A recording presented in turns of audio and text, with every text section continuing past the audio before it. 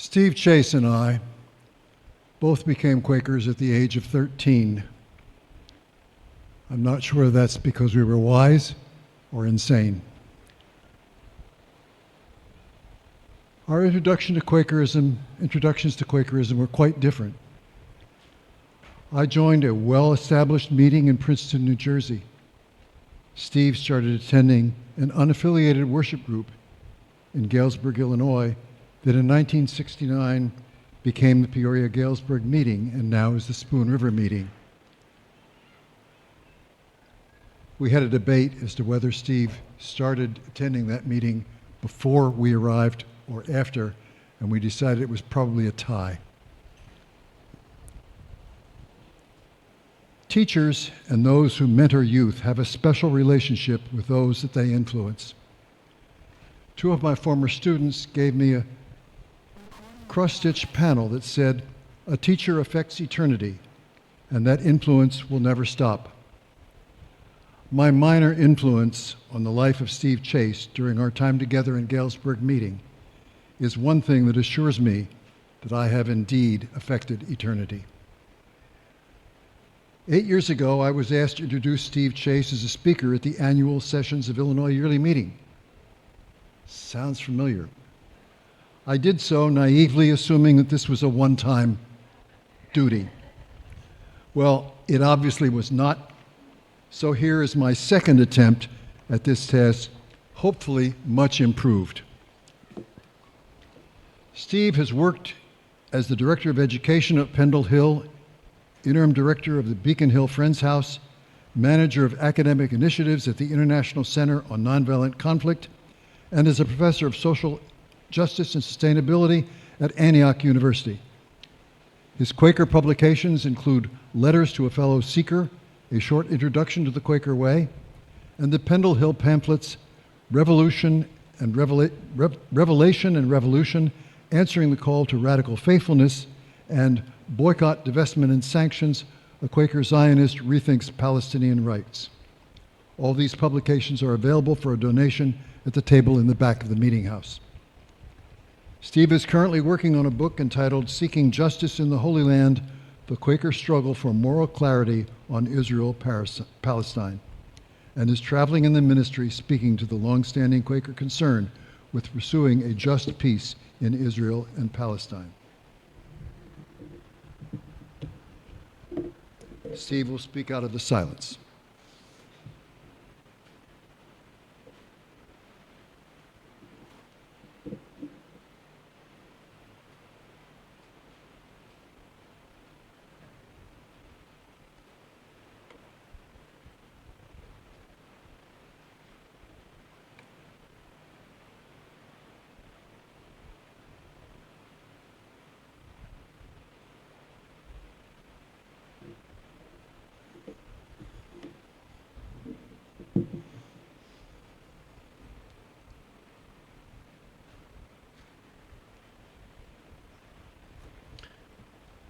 I feel a few tears in my eyes about being back at the yearly meeting that nurtured me as a very baby Quaker. Thank you for your hospitality and your kindness and the deliberations that you've been taking on this week on many issues, but very importantly, on focusing how Illinois Yearly Meeting wants to show up in the bitter but beautiful struggle pursuing a just peace in Israel-Palestine. Last year at this time, I was standing on the Mount of the Beatitudes looking out on the Sea of Galilee.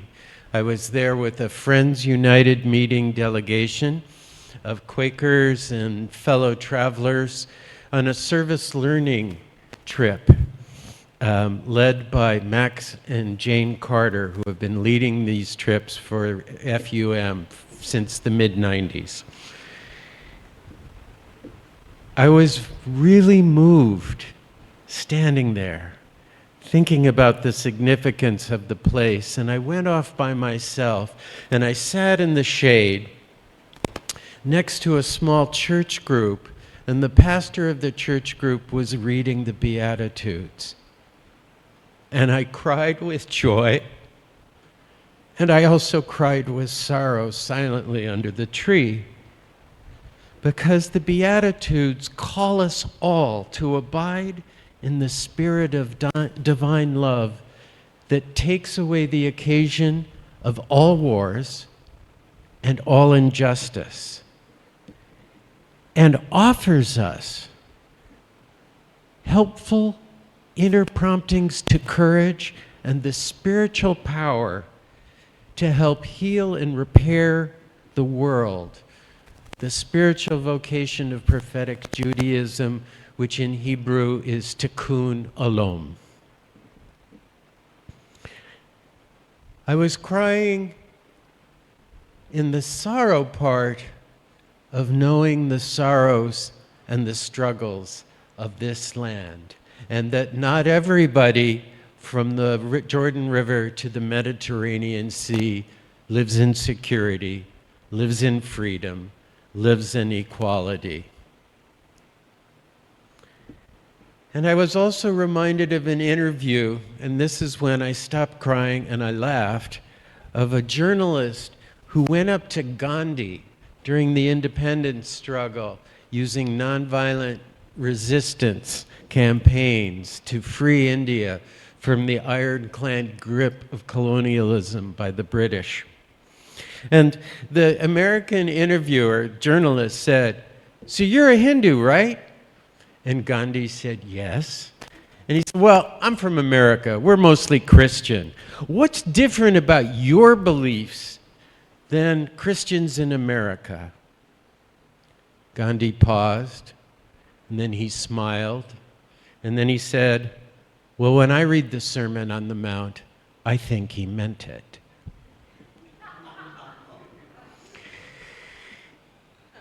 If you turn around from looking at the Sea of Galilee, you'll see a beautiful chapel. And one of the contradictions is it was designed by an Italian fascist who was the personal architect for Mussolini. If you go to the Italian nuns' gift shop, they sell T-shirts.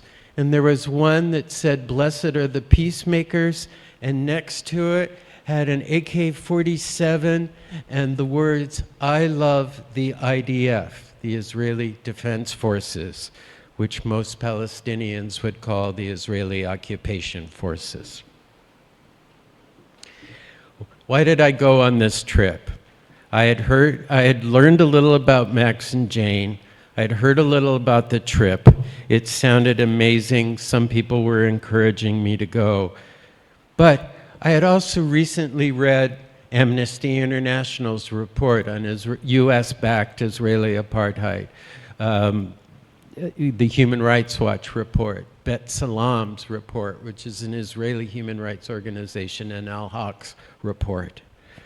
And I had heard about the apartheid-free communities and their pledge, and I was intrigued and I was surprised, because back when I was a Quaker in Illinois as a teenager in my early years in my 20s, I would brook no criticism of Israel. I looked at Zionism purely as a Jewish liberation movement dedicated to the safety and renewal of Jews everywhere.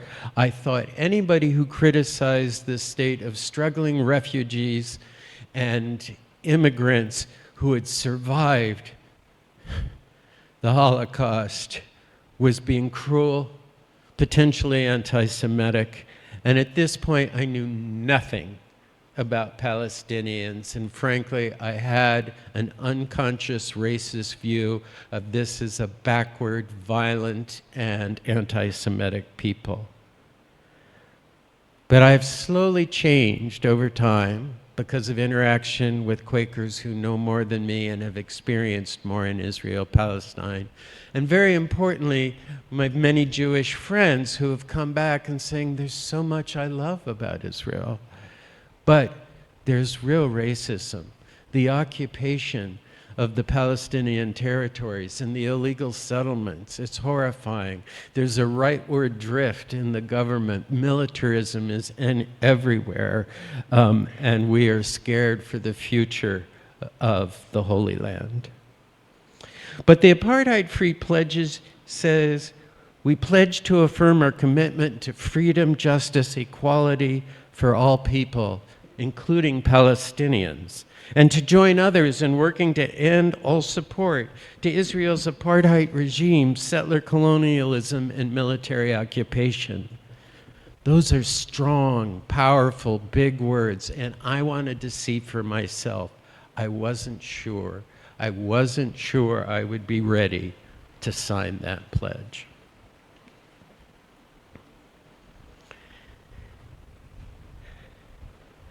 I have been for many years on a discernment journey on all these issues.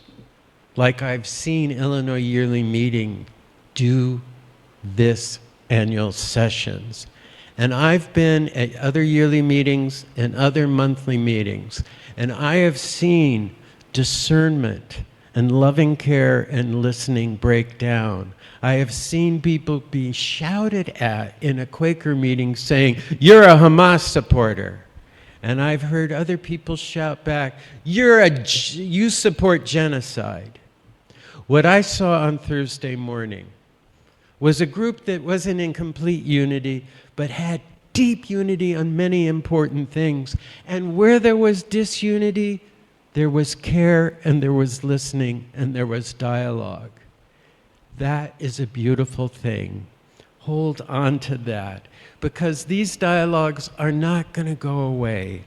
They need to be returned in a collective discernment journey as we get ever more faithful and moral clarity on what to do. And it's particularly a responsibility of U.S. Quakers, because since 1948, the U.S. has been the major superpower that has enabled, for good or ill, what is happening in the Holy Land. In this kind of collective discernment, you're not alone. I want to tell a story about a conference of religious leaders in June 1934. It was the Central Conference of American Rabbis, which was an organization of Canadian and U.S. rabbis. They were holding their annual session. They had to address many issues like all of us here today, but they were dealing with the fierce urgency of now because they were a year into the Nazi takeover of the German government. They could see the handwriting on the wall. And they had a big debate that they had to resolve to see if they could come up with a formal minute of conscience, like you all were working on and struggling with this time. And the big debate was, do we only focus on moral appeals and diplomacy, or do we help organize an international nonviolent boycott, divestment, and sanction movement to pressure the German government to stop persecuting Jews and other minorities in the Third Reich? Interestingly enough, the Quaker religious scholar Henry Cadbury had been invited to give a plenary talk at this gathering. And interesting, I was surprised to learn when I found two articles about this conference in the New York Times just a couple days after the conference. But Cadbury, who at the time was the chair of the AFSC board, he voiced the concerns of the hesitant rabbis. He specifically urged the rabbis not to support boycotts to pressure the German regime to change. Cadbury said boycotts and all the nonviolent resistant tactics used by Gandhi in the struggle to end British rule in India were simply war without bloodshed. He said that such warlike tactics should be avoided by all adherents of the Judeo-Christian tradition. Instead, he claimed a strategy of non-resistance to evil would protect Jews from Nazi persecution, quote, more effectively and earlier than any form of resistance. Now, the majority of the rabbis were not pleased with this position and this Quaker talk, though there were some rabbis that agreed with him. The president of the conference, Rabbi Samuel Shulman, declared that he could not in good conscience subscribe to the principle of non-resistance to evil which Dr. Cadbury advocated. Rabbi Stephen Weiss stood up at the podium and he said, "A boycott is not war. It is a rightful refusal to have any relationship morally or economically with any government which has persecuted us and done injustice to our people." He added, "A boycott is a rightful refusal not to He added, "A boycott is not war. It is a moral and economic weapon of self-defense for oppressed people." The debate went on. The next day, they came to unity on a minute of conscience. And that said, it embraced moral persuasion, but it said moral persuasion should be supplemented by every manner of nonviolent resistance to project Jews or any other people facing violent repression, social injustice, economic marginalization, and systematic inequality and persecution. When we were doing the last couple days, the workshop to heal and repair the world, the power of nonviolent resistance campaigns, I told this story, and then I had us do this spectrum. On one side of the room, I said, anybody with 90 years of hindsight that agrees with Cadbury, go to this side of the room. Anybody with 90 years of hindsight who agrees with the rabbis, go to this side of the room. We kind of clustered on that side of the room. So people are dealing with key questions about tough situations, about massive injustice and harm. And this was only in 34 when you could just begin to see the handwriting on the wall, and we know what came next. But one thing that I think is important for our discussions now and into the future is a comment again by the president of the conference, Rabbi Samuel Goldston. And he warned the people there, he warned these religious leaders, and he said, really realizing then, as everyone must, that in the spread of intolerance, we Jews are always the first victims.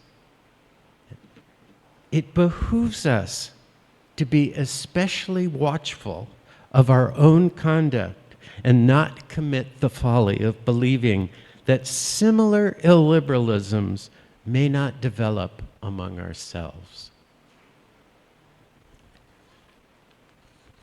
In mid-May, thousands of Jewish supremacists from the settler movement went into the gate of Damascus, into the old city of Jerusalem, east, the occupied part of the Muslim and Christian and Armenian quarters, and they were chanting, "Death to Arabs, death to Arabs." And the Minister of Defense for the current Israeli government and the Minister of Finance was at the head of the march, leading chants.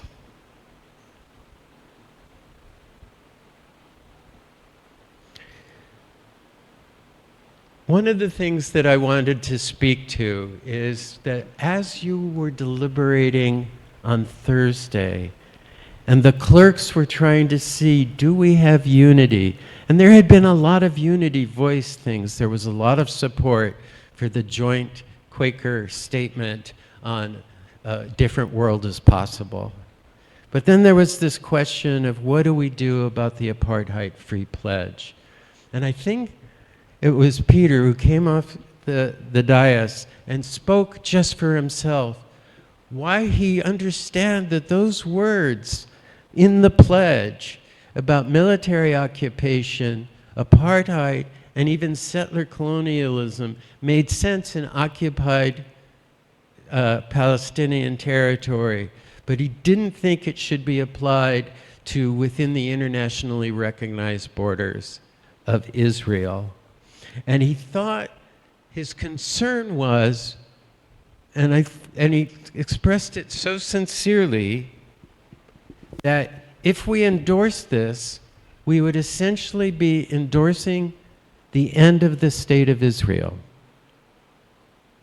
First, I want to point out when the rabbis said we were going to do a boycott, divestment, and sanctions campaign and try to organize it internationally so the international community could protect Jews and other minorities, they were not saying Germany should stop existing.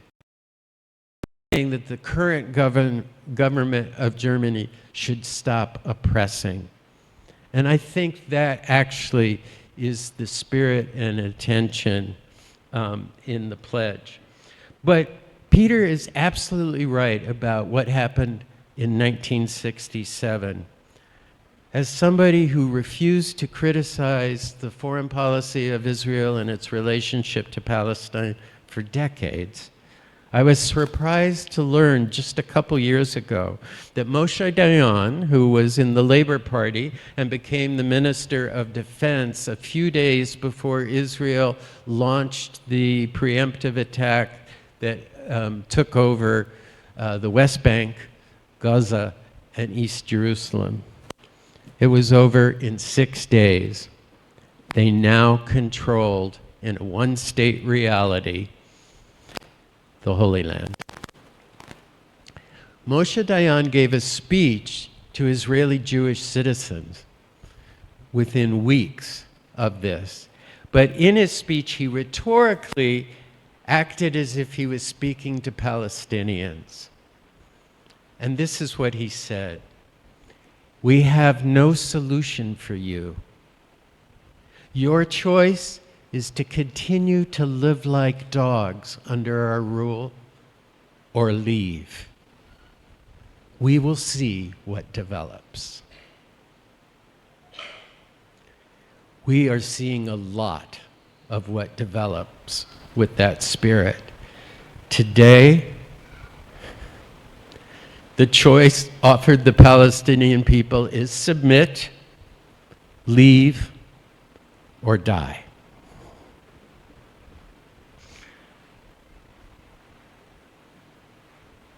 I believe we have to look critically at Zionism, political Zionism, in the way that I refused to do so long. So here are some facts that as I've dived into this and tried to learn more, and I think it's important to our deliberations, history does matter. Theodore Herzl, who was a journalist, a playwright, a novelist, he wrote the manifesto for the Jewish political Zionist movement. It was called The Jewish State, an attempt to a modern solution of the Jewish question. And it was talking about anti-Semitism will never go away in North America. It will never go away in Europe. Jews will never be able to be fully free until we have a country of our own with a military and with a majority so we control it. In the early days of the movement, which started just a year later because Herzl helped with other people to organize the first World Zionist Congress in 1897 in Basel, Switzerland, there were 250 participants from 15 countries, including the United States, but they're from Europe, and they met at the Stadt Casino in Switzerland, a concert and dance hall. And there were mixed visions and goals. Some people wanted the new Jewish state to be in South America, in a relatively desolate part of it. Other people said, well, what about the Uganda option? But most people said, no, we should go to Palestine.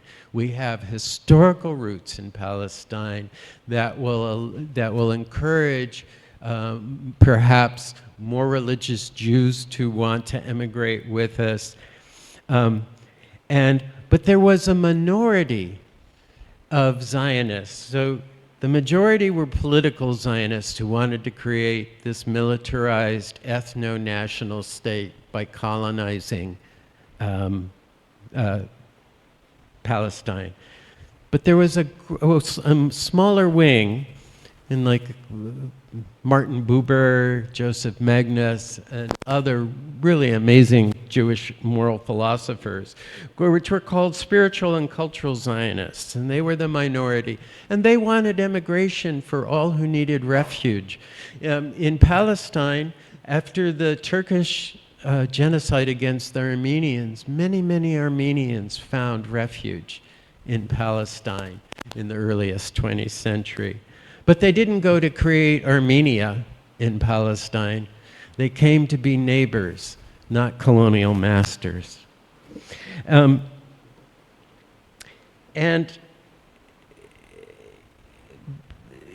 so the other thing that's interesting, and I think it's important to know this, I didn't anyway, and maybe some of you do, but political Zionism at this time was incredibly unpopular with world Jewry.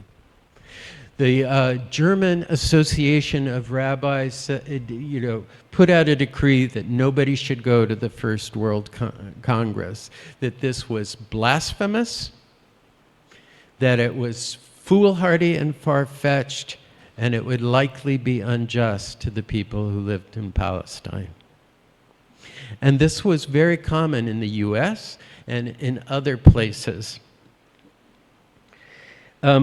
Where they did find support was a movement that had started long before Jewish political Zionism, at least 100 years before, called Christian Zionism. And these were often fundamentalist, evangelical Christians who believed in literal interpretation of the Bible.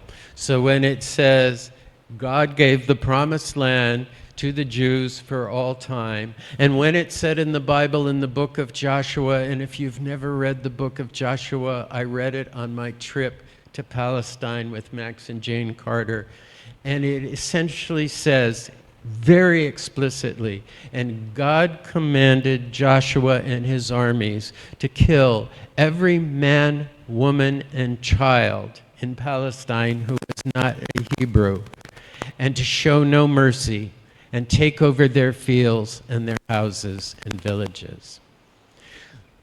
The beautiful thing is, archaeologists can find no evidence that that is what happened. And we were on, the clerk of Atlanta Friends meeting is an archaeologist who had worked in the Holy Land for 3 decades. And he said, it didn't happen. And he said, but a few years ago, he was awakening to the political reality that there's some ways it is happening now. And he was upset, and so he first went with an AFSC delegation, and then he went with us. And Max and Jane are with a new group right now in Israel, Palestine, and David is with them. Now, but this was not widely known. This was not often the public face that the early Zionists were putting forward.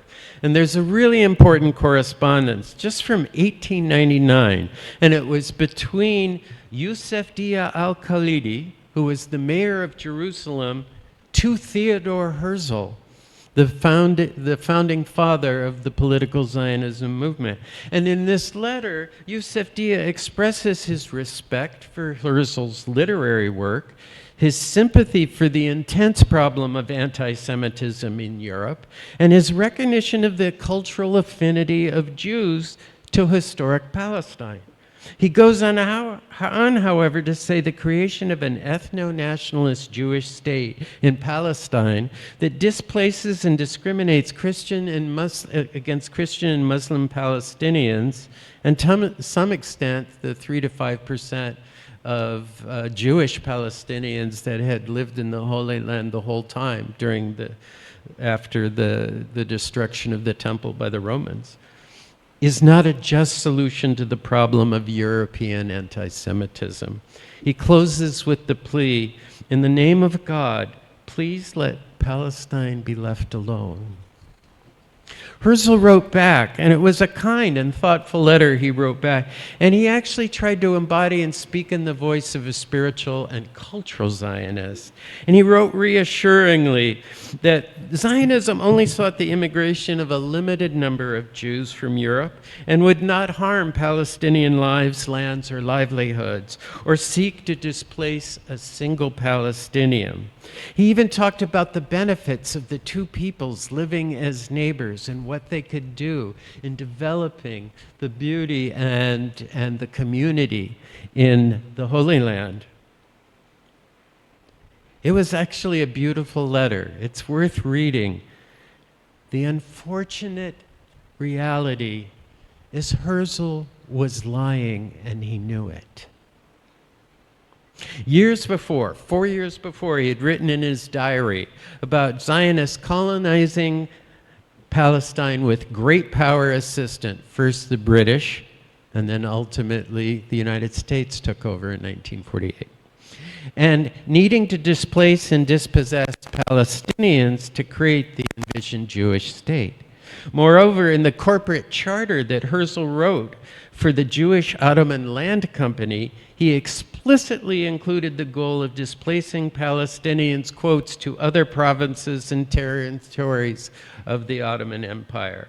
By this time, he was also talking privately with Cecil Rhodes, the notorious British advocate for colonialism, and this is Herzl's words, his vision of Zionism is colonial. Other early Zionist leaders were more honest about their objectives, even naming one of the main Zionist organizations, the Palestine Jewish Colonial Association, which was facilitating people coming and taking land and taking jobs and creating the infrastructure for the future Jewish state. And I'm doing this research, and I'm shocked. This is not my view of what Zionism is. It's not the one that I grew up on. And the Russian Zionist leader Zev Jabotinsky was probably the most honest among them. And he boldly stated in 1925 what Yusef Diaz suspected in 1899. He said, Zionism is a colonizing venture, and therefore it stands or falls on the question of armed forces. So why? Why did he believe this? As he explained, every native population in the world resists colonialists as long as it has the slightest hope of being able to rid itself of the danger of being colonized. That is what the Arabs in Palestine are doing. And that's what they will persist in doing as long as there remains a solitary spark of hope that they will be able to prevent the transformation of Palestine into the land of Israel. Now, Jabotinsky was on the more extreme right of the political Zionist movement. David Ben-Gurion, who was sort of the major sort of in place in Palestine Zionist leader, was a labor Zionist. He believed in socialism, but his perspective was not that much different on this question about Palestinians. So in my research, I found him having a private conversation with other Zionist leaders in Palestine. And he said to them, let's be honest with ourselves. We are the aggressors, and they're fighting to defend their way of life and their lands. If I was a Palestinian, I would fight us too. And later, I think it was in the very early 40s, Ben-Gurion wrote his son, the future state of Israel has to be at least 80% Jewish.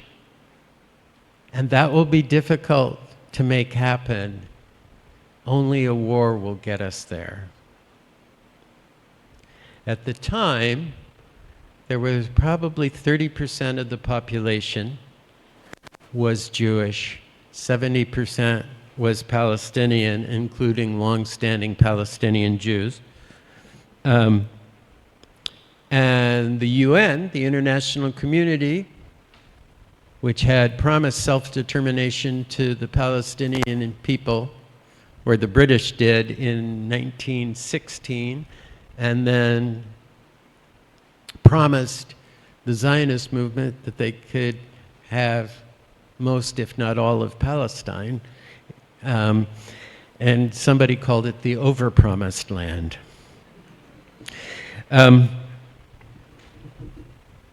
All of this, again, sounds very different from the common stories that we often hear about Zionism and the birth of Israel.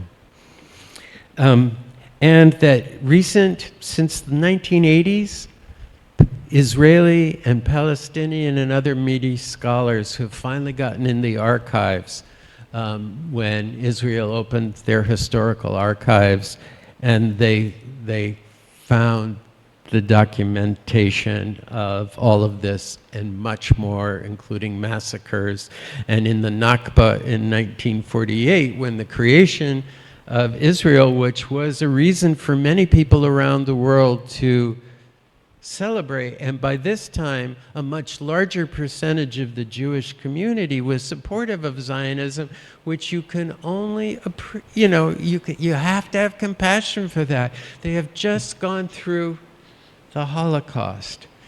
And the other important thing is most of the displaced people who survived the Holocaust wanted to move to Britain and the United States. But Britain and the United States were pretty anti-Semitic, and they were pretty anti-immigrant, and they had very low quotas to allow immigration. And so I also want to tell a story that I think is important to know about and surprised me, is that US Jews and Quakers worked together and lobbied intensively in the United States to get rid of the quotas, to save persecuted Jews from Europe, even before the war was over, and certainly after, when there was displaced survivors. And they asked this group of Christian groups, but largely led by Jewish groups, but they decided who's going to be our executive director. And they asked Clarence Pickett, the General Secretary of the American Friends Service Committee, if he would serve as the director of this coalition to support saving persecuted Jews. And he talked it over with the AFSC, and they said, devote 50% of your time to this new group, the National Non-Sectarian Committee for German Refugee Children. And they decided they didn't think, because 66% of the American people, according to polling, were opposed to any more Jews coming in from Nazi-occupied Europe. And we also have to remember, this is a period where the American Nazi Party packed Madison Square Garden in New York City. And so we as a country are so responsible for what landed on Palestinians. And they lobbied and lobbied, and Clarence Pickett in 1939 went to the Congress when they were having hearings on the I think it's the Wagner-Rogers Act, which would have asked the AFSC to coordinate moving 20,000 endangered Jewish children to the United States and finding them homes. And I want to quote from his testimony. German Jewish children cannot attend public schools. They cannot play in public parks. On the nights of the 11th, 12th, and 13th of November, 35,000 Jewish men were put in concentration camps. An Aryan wife is required to divorce her Jewish husband. All of this has a direct bearing on family life in Germany, breaking down the morale and nervous energy of these children. On the 9th and the 10th of November, all synagogues were burned to the ground in Germany. The Jews are a despised race. He urged Congress to pass the bill. It was defeated by an overwhelming majority in Congress. FDR, Eleanor was totally for it. FDR stayed quiet. And he did it out of political cowardice because he wanted to have the U.S. enter the Second World War. He wanted to support Britain in this. And he felt if the American public understood the war to be a war to save persecuted Jews, they would not support the U.S. entering the war. There was another factor that I just discovered this year as I was doing research for my book. Organized political Jewish Zionist groups lobbied against the bill. They only wanted to force anybody who wanted to leave persecution in Nazi Germany. Their only option would be to go to Palestine. And the logic behind this has already been expressed by Ben Gurion. He wrote an essay about the question of what's happening to persecuted Jews in 1937. And I'm sorry, it's just really hard not to cry just hearing what he said. He said, and think about the magnitude of this, he said, if I could save all the German Jewish children by sending them to Britain, or I could only save half of German Jewish children by sending them to Palestine, I would choose the latter. Nothing is more important than Jewish nationalism.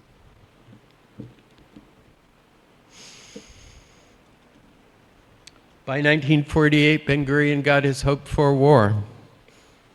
15,000 Palestinians were killed. Over 500 Palestinian villages and communities were wiped off the map, had been there thousands of years. And 3/4 of the Palestinian population that lived in what had been designated in the UN partition plan were forced out due to the massacres of the terrorism of Zionist militias. And it's even people who supported that, Israeli historian Benny Morris supported that. He said, we just had to, we had to create a state. But he said there were, the propaganda was the Arab nations were encouraging Palestinians to leave. There's no evidence of that. And he says in the archives, at least 75% of the Palestinians were driven out. Some displaced internally what became Israel, which then was 78% of historic Palestine after the war. And today, 70% of the Gaza population are families that were forced out out of what became Israel. The current war has seen anti-colonial brutal violence and terrorism and war crimes by Hamas early in October. Since then, we've seen a much more persistent, longer, more intense, and more deadly and more suffering campaign of mass murder and collective punishment against 2.3 million Gazans. And our government pays the bills. Our weapons from our corporations are dropped on hospitals, schools, universities, churches, mosques, farmland. We know the story if we're paying any attention at all, and I'm sure you all are. So this is the situation. We've moved from conflict over apartheid to massive violence and a near genocidal, if not genocidal, catastrophe, looking like it may become a wider war. So a question is, what do people of faith and conscience do when this level of illiberalism has emerged among political Zionists? And this is not all Jews. Even before October 7th, about 2 years before, 40% of US Jews under the age of 44 believe that Israel, with US complicity, has created a system of apartheid, and they want it to stop. Just 10 years before that, that number might have been 5%. People are rethinking things. Think about the leadership in the ceasefire, just peace movement by brave Jewish groups like the Jewish Center for Nonviolence, Jewish Voice for Peace, or If Not Now, many of whom have signed on to the Apartheid-Free Pledge as part of the interfaith movement for real justice in the Holy Land. But what to do? In March, well before October and before my trip, and it was one of the things I was looking, AFSC, FCNL, and 7 other Christian whole denominations or church groups signed a joint statement to Biden and the Congress. And they went over and described in some detail all the things that we saw on our Quaker Service Learning delegation, where we were at the Ramallah Friends School and then traveling around the area. And they also explained how the US is partially responsible for what's happened. And they talked about the human rights reports on apartheid, and their solution was stop arms shipments, which are about $4 billion a year, unless we're throwing other billions on, like we've done ever since October 7th, for military aid, and to stop using the veto power to defend Israeli impunity in relationship to the Palestinians. On October 7th, a joint Quaker statement that included the AFSC, FCNL, and then I think it was 6 or 7 other major Quaker organizations around the world did a statement, and they said what we need now is an immediate full ceasefire. We need Hamas to release the hostages and Israel to release what are tantamount to hostages, thousands of people held without charge under administrative detention, and do a swap. We need to immediately have full-scale humanitarian aid. And very importantly, because the goal is not to go back to the status quo of October 6th.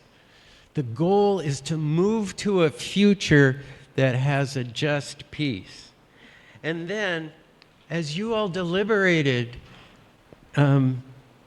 today, and I got the good news that Illinois Yearly Meeting embraced the Joint Quakers Statement, A Different World is Possible, which, if I had more time, I would reread the last page, which has a program that we can get behind and figure out through humanitarian assistance, through institutional advocacy, through elections and lobbying, through citizen diplomacy and peacemaking and constructive dialogue, and through nonviolent resistance like boycott, divestment, and sanctions, to help move the situation to a just peace that might be a 2-state solution. That's sort of the international consensus. There's a group of Israelis and Palestinians together called 2 States, 1 Homeland, that are talking about 2 states, but with a confederation that would allow the legal right to return for many of the Palestinian refugees from 48, and would provide, under certain stipulations and conditions, Jewish settlers in the West Bank to remain, and to increase cooperation. And then there's the vision of the spiritual Zionists, because they never wanted 2 states. They wanted a single democratic state where both peoples would live together with liberty and freedom and justice and equality, and everybody would flourish from the river to the sea. And you signed on to that, and that can be a guide to future action. We had Joyce L. Ajluni, the current General Secretary of the American Friends Service Committee, just last week come to do at Friends Meeting of Washington, where I am a member, a major talk. And for those who don't know Joyce, she's a third-generation Palestinian Quaker. She went to the Ramallah Friends School. She taught at the Ramallah Friends School, and for many years she was the head of school for the Ramallah Friends School, and then started working at American Friends Service Committee. And she talked about her experience as a Palestinian and as somebody deeply committed to nonviolent action for a just peace. And she had two main asks. She had other suggestions for action, but two main asks: that meetings embrace and sign on to the joint statement, a different future is possible, and to sign the pledge of the apartheid-free community. And I know that there's a lot of people here who feel ready, and there are other people who don't. If anything I've said about the history helps think about that, with the future in terms of continuing meeting.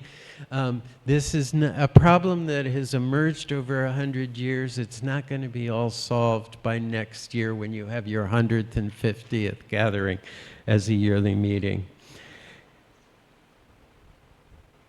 There are many ways to heal and repair the world. There are big ways and small ways. There's institutional lobbying, as I mentioned. There's humanitarian service. The AFSC has 3 staff members on the ground. Some have lost family members. They are living under the bombardment every day. They are struggling to find food for their family, and their jobs for the service committee is to find enough food for their communities and organize play groups in the displacement camps where Palestinians from Gaza have been moved time and time again, saying, that's safe. And then they get bombed and have to move to another place. That's safe, and get bombed and move to another place. And they're working hard. So there's things we can do. We can donate to UNRWA. We can lobby to have UNRWA funding restored by the United States. There's things we can do to learn more, to share ideas, to have people go on next year's trip with Max and Jane. It's a challenge, I think, to be creative and powerful and speak to the prophetic power that is at the root of our faith, which is rooted in prophetic Judaism. It is rooted in the early Jesus movement, which was a Jewish renewal movement that became even more universal. It is rooted in the revolutionary, radical, and rebellious spiritual ancestors of the early Friends during the British Civil War, who were finding a third path to justice and peace and mercy. So there's much, much that we can do. And I think the value of being in an interfaith network like apartheid-free communities or churches for a Middle East peace is that we can swap stories. What's work? What did you do? How did you look at your investments and see which you might want to divest from because they're military companies or companies that are making huge profits over occupation and the system of apartheid. And this moment reminds me of a turning point in my life. It was when I heard Martin Luther King on April 4th, 1967, after wavering and being hesitant to come out against the US war against Vietnam. And it was at the Riverside Church, and it was called Time to Break Silence on the US war against Vietnam. And he called America at that time the greatest purveyor of violence in the world, and that it was on the wrong side of history. Much of the world is thinking the same thing about us now in our policy response to what's happening in the Holy Land. He closed his remark that I pray that we hold in our hearts as we continue thoughtfully and carefully learning more, hearing from each other, making discernment steps one by one, both in moral clarity and in action. He said, now let us begin. Now let us rededicate ourselves to the long and bitter but beautiful struggle for a new world. This is the calling of the children of God, and our brothers and sisters wait eagerly for our response. Shall we say the odds are too great? Shall we tell them that the struggle is too hard? Or will there be another message of longing, of hope, of solidarity with their yearnings, of commitment to their cause, whatever the cost? The choices are, and though we might prefer to do otherwise, we must choose in this crucial moment of history. And I would just say, we're not just choosing, as important as it is, for the lives and freedom of Palestinians that live between the river and the sea. We need to try and achieve protecting the lives, equality, and security of everyone that lives between the river and sea, including the half of the population that are Jewish Israelis. And many Israeli military leaders and ex-military leaders saying what is happening now is destroying the long-term security of Israel. So there is a place and a vested possibility of common interests to create joint security. And that's one of the things that the statement that you suggested, you signed on to today, is find ways to help Israeli Jews and Palestinians who are working nonviolently for peace and justice and moving away from the ways of empire to the ways of beloved community, as King would call it. So before I sit down, and before we return to worshipful silence, I want to leave you tonight not just my gratitude, but some words from a letter that Paul wrote many years ago to the friends and followers of Jesus living in the belly of the Roman Empire, in the city of Rome. And Rome, of course, was the occupier of historic Palestine over 2,000 years ago. And he said, do not be conformed to this world. And it's important to know he's not talking about the natural world, and he's not talking about human community. He's talking about empire. Do not be conformed to this world, but be transformed by the renewing of your minds, so that you may discern together what is the will of God. And I deeply believe that is our calling as the religious society of friends. Thank you all.